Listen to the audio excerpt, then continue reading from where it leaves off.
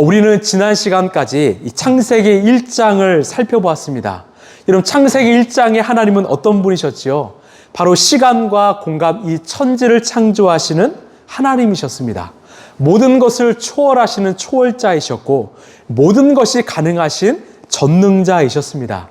그 하나님께서 모든 것을 완벽하게 창조하셨죠. 식물과 풀과 나무와 새와 짐승들 모두를 다 종류대로 창조하셨다고 말씀드렸습니다. 그래서 우리 하나님의 창조는 불완전한 창조가 아니라 바로 완벽한 창조라는 거죠. 또 하나님의 그 모든 것을 완벽하게 준비하시고 마지막에 사람을 창조하셨습니다.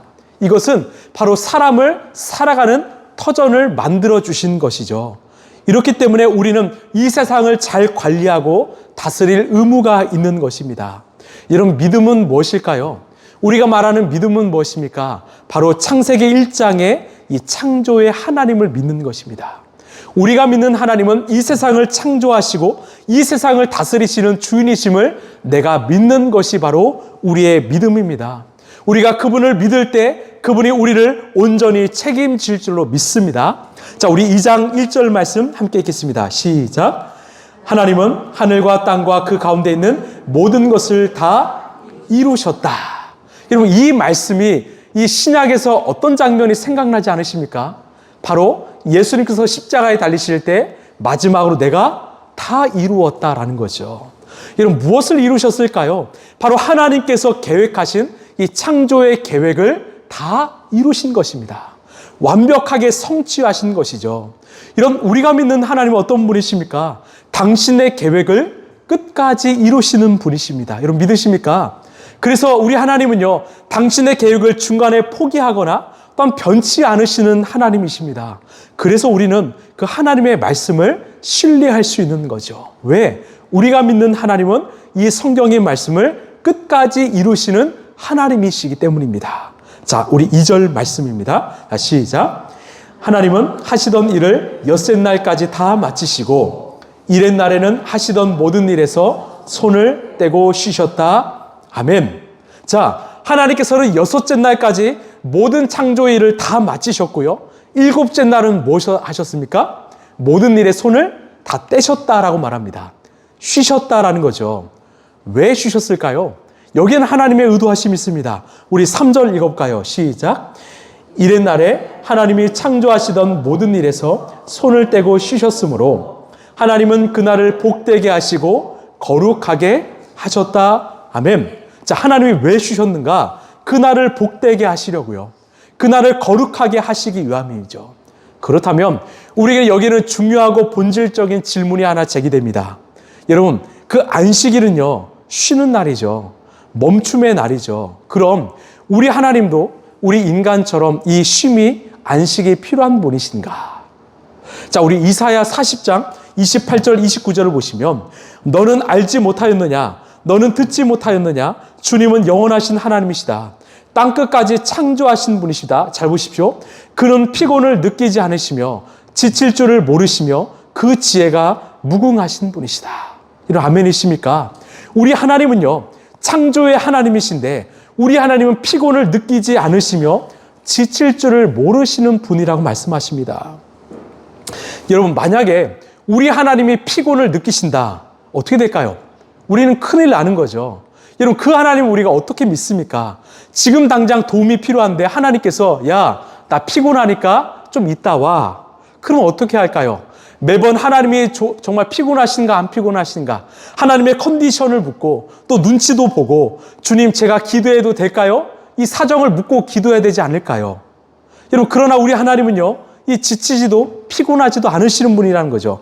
우리 시편 121편 4절입니다. 자, 시작.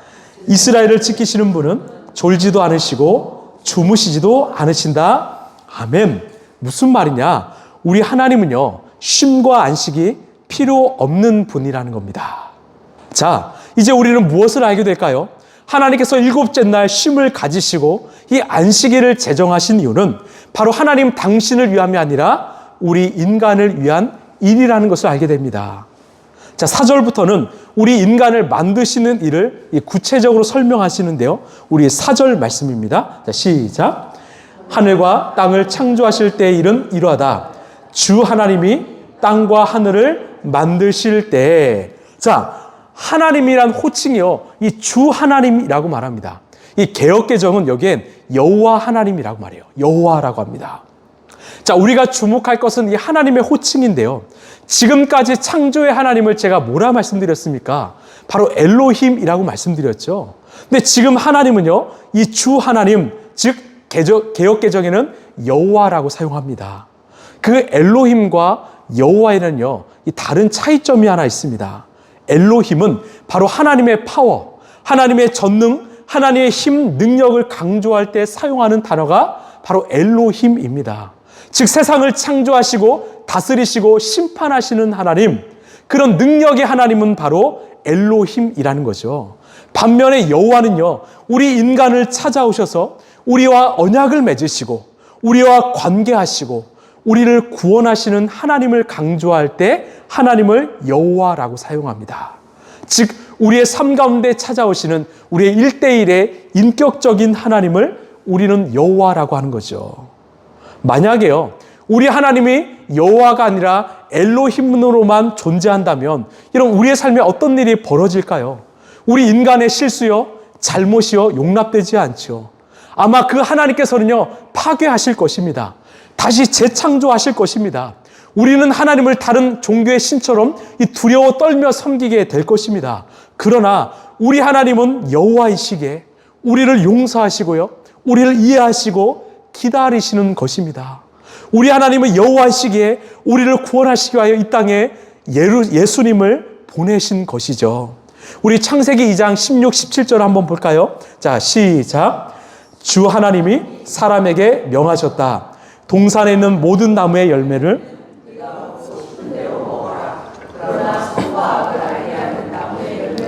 먹어서는 안 된다.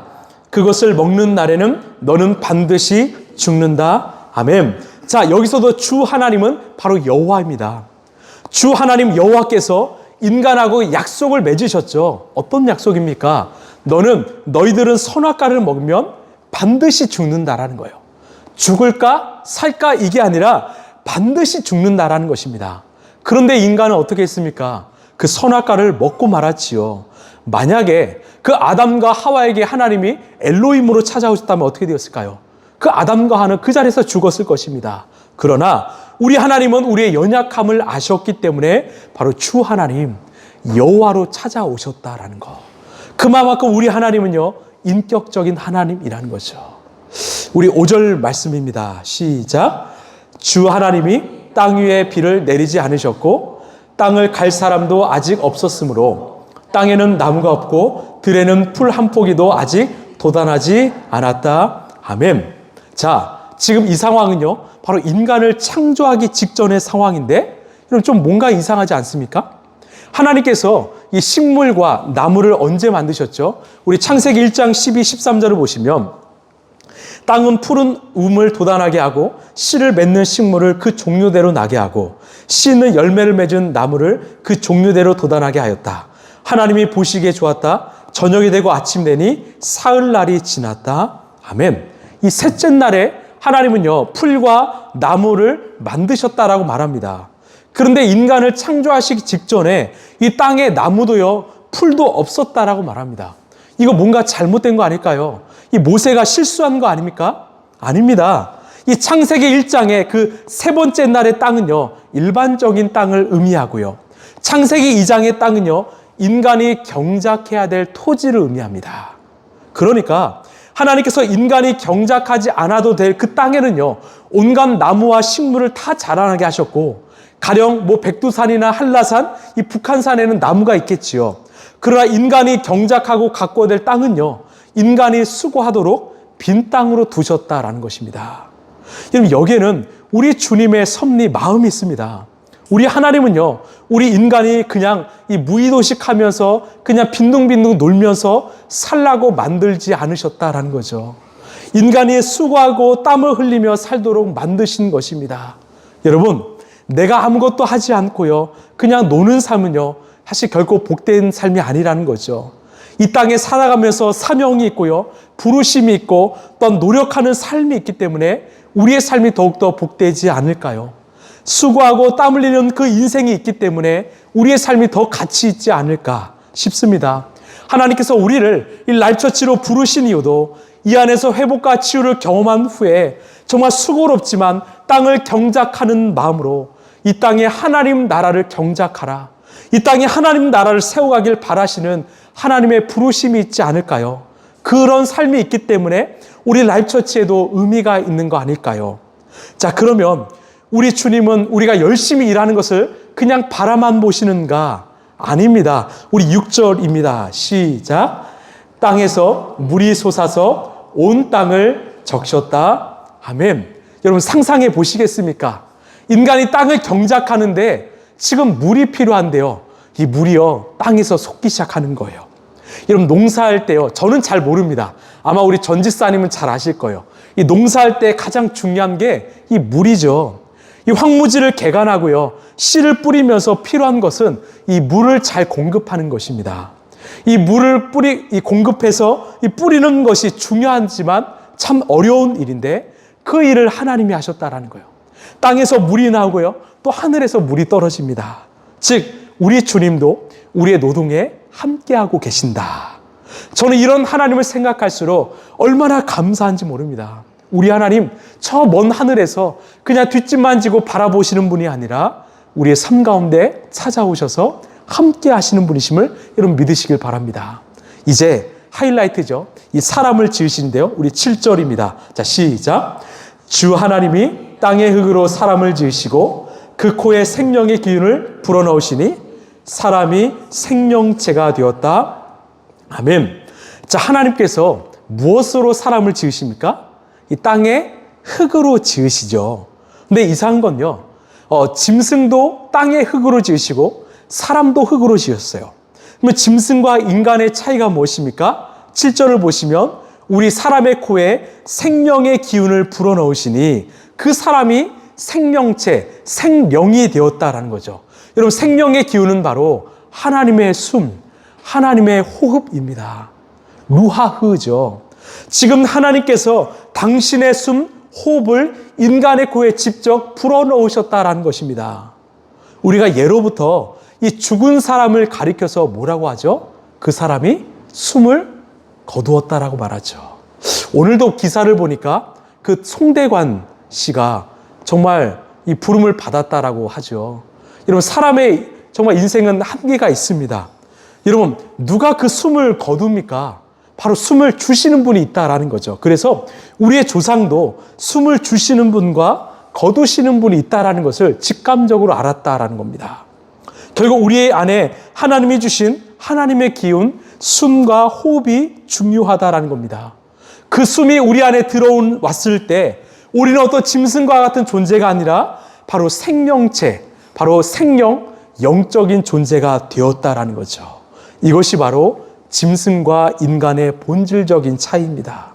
우리는 하나님의 숨, 하나님의 호흡을 가진 생명체, 생명, 영적인 존재입니다. 그럼 이제 우리는 하나님께서 안식일을 제정하신 이유에 대해서 알게 됩니다.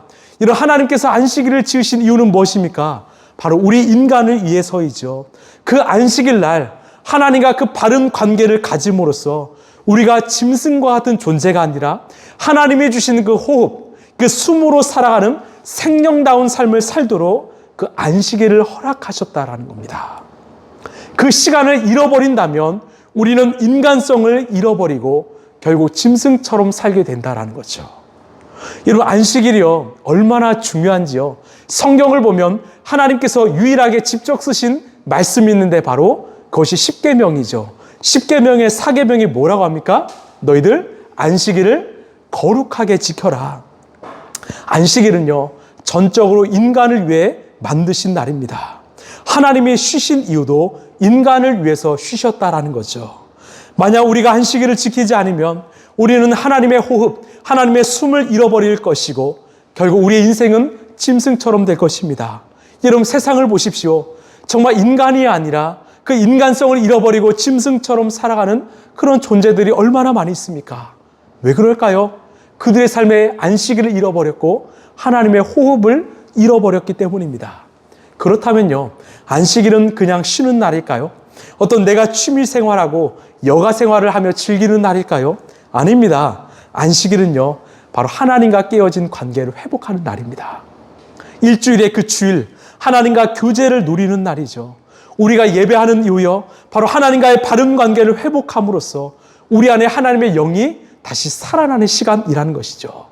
여러분, 그것을 위해서 우리가 예배할 때 날마다 정말 예수님, 정말 우리 주님을 바라보고 그 주님과의 관계를 회복하는 저와 여러분 되길 소망합니다. 이 말씀을 좀 마무리하겠습니다. 본래 안식일은요, 창세기 1장을 통해서 어떤 창조사적인 의미로 세워졌습니다. 그런데 신약으로 넘어가서 의미가 하나 더 부여되었는데요. 바로 예수님이 이 땅에 오심으로 십자가에서 죽으시고 부활하심으로 말미암아 우리는 안식을 뭐라고 하죠? 주의 날, 주일이라고 하죠. 즉 안식 창조사적인 의미에서 이 구속사적인 의미로 한 단계 더 승화, 이 성숙해졌다라는 거죠.